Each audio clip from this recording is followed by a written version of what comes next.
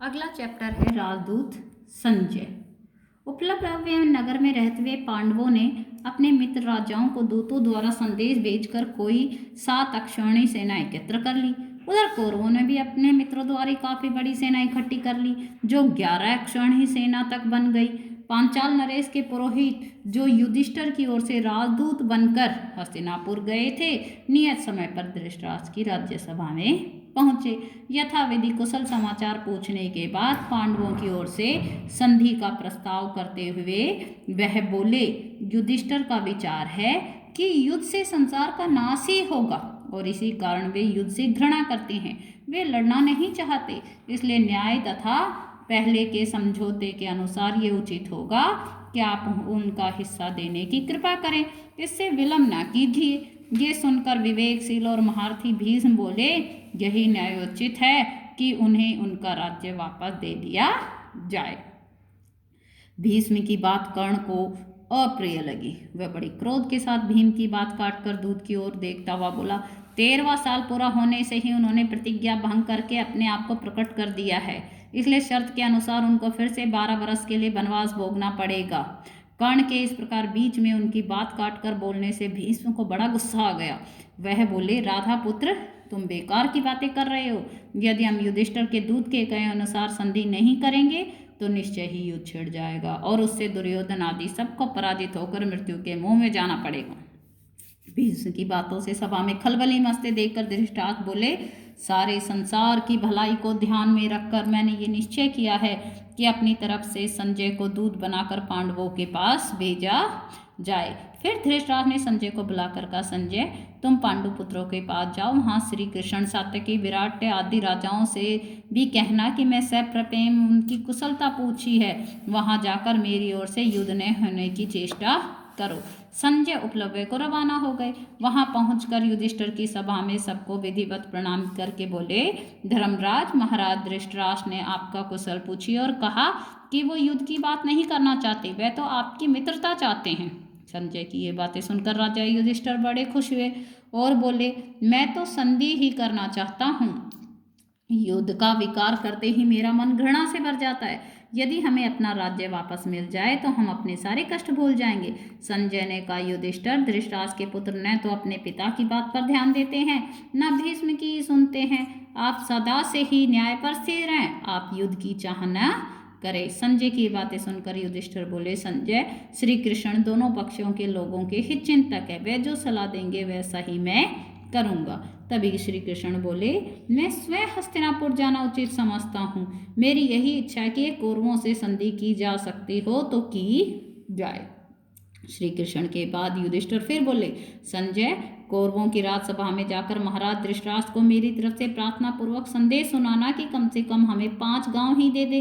हम 5 भाई इसी से संतोष कर लेंगे और संधि करने को तैयार होंगे। युधिष्ठिर का यह संदेश लेकर संजय पांडवों और कृष्ण के साथ विदा होकर हस्तिनापुर को रवाना हो गए। राज्यसभा में आकर उन्होंने युधिष्ठिर की सभा में जो बातें हुई थी उनका सारा हाल कह सुनाया। संजय के इस प्रकार कहने पर जो भीष्म दुर्योधन को दोबारा समझाने के बाद धृतराष्ट्र से बोले, राजन, कर्ण बार बार यही दम भर रहा है कि खत्म कर डालूंगा, किंतु मैं कहता हूं कि पांडवों की शक्ति का 16वां हिस्सा भी इसमें नहीं है।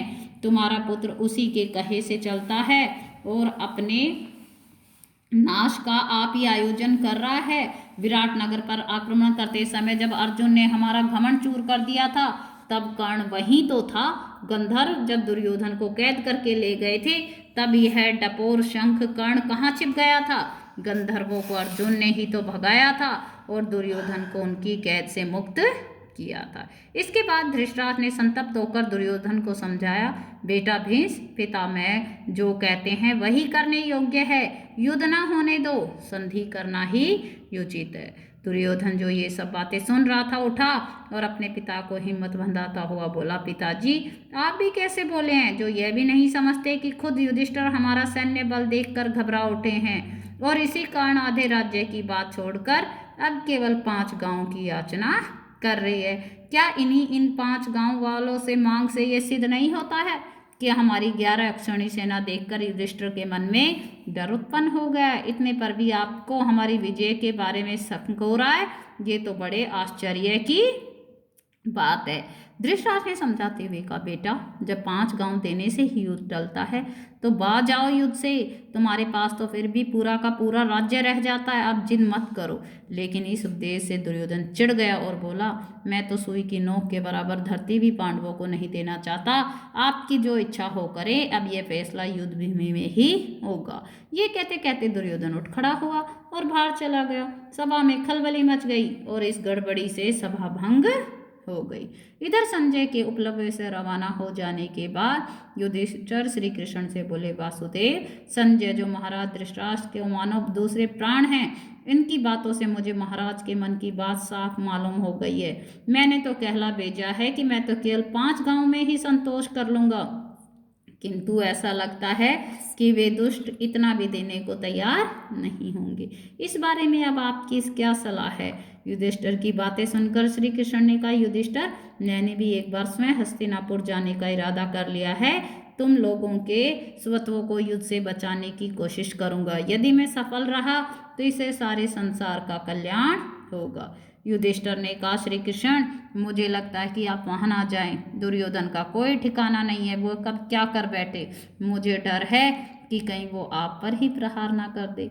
श्री कृष्ण बोले, धर्मपुत्र, मैं दुर्योधन से अच्छी तरह परिचित हूँ, फिर भी हमें कोशिश करनी चाहिए। किसी को ये कहने की गुंजाइश नहीं रहे, मुझे शांति स्थापित करने की जो कोशिश करनी थी वह मैंने नहीं की, इसलिए मेरा तो जाना ही ठीक होगा। इतना कहकर जो श्री कृष्ण थे हस्तिनापुर के लिए चल दिए।